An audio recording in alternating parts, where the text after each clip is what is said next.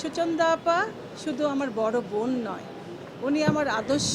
আমার হাতে খড়ি দিয়ে হাত ধরে সুচন্দা আপা চলচ্চিত্রে এনেছেন। আজকে সত্যি কথা বলতে কি, আমি অভিনেত্রী চম্পা হিসাবে কিন্তু আসতে চাইনি, চেয়েছি বড় বোন সুচন্দা, উনি আজকে অ্যাওয়ার্ড পাবেন, আজীবন সম্মাননা।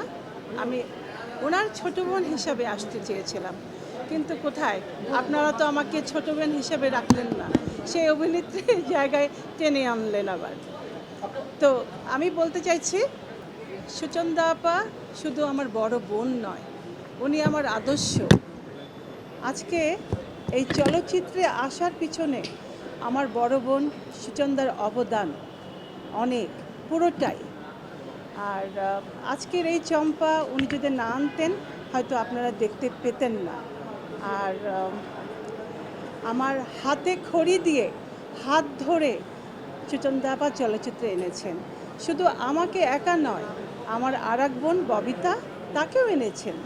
দুটা বোনকে উনি এনেছেন। তারপর পরিপূর্ণ হল চলচ্চিত্রের 3 কন্যা।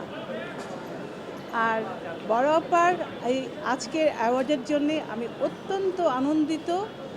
আমার আত্মতৃপ্তি লাগছে যে এই গুণী ব্যক্তিকে, এই ওনার অনেক অনেক গুণের গুণান্বিত এই ব্যক্তি, ওনাকে আজকে যে সম্বোধনা জানানো হচ্ছে, আইফা অনেক সম্মানের সাথে সম্মান দিচ্ছেন দেখে খুবই আমি আনন্দিত। হ্যাঁ, কিছু কিছু ছবি তো খুব ভালো হচ্ছে, অনেকগুলো ছবি এখন হয়েছে, সেগুলো তো খুব চমৎকার চমৎকার ছবি। ইদানিংকালের এই যে ছবিগুলো মুক্তি পেল, তার আগে আর যে ভালো ডিরেক্টররা এসছেন, ভালো আর্টিস্টরা এসছেন, কো আর্টিস্টরা এসছেন, টেকনিক্যাল ব্যাপারগুলো অনেক রিচ হয়েছে। কিন্তু এখানে নয়, আমি মনে করি এটা আরও বিশাল হওয়া উচিত, আরও বড় হওয়া উচিত, আরও বেশি হওয়া উচিত। আর শুধু গুটি কয়েক ছবি হলে তো হবে না, আমাদের আরও অনেক বাড়াতে হবে ছবির সংখ্যা। পাশাপাশি যে দেশটি, পাশের দেশটি আগে আমাদের পিছিয়ে ছিল আমাদের দেশ থেকে চলচ্চিত্রের ব্যাপারে, আজকে তারা আমাদেরকে ছাপিয়ে সামনের দিকে এগিয়ে গেছে।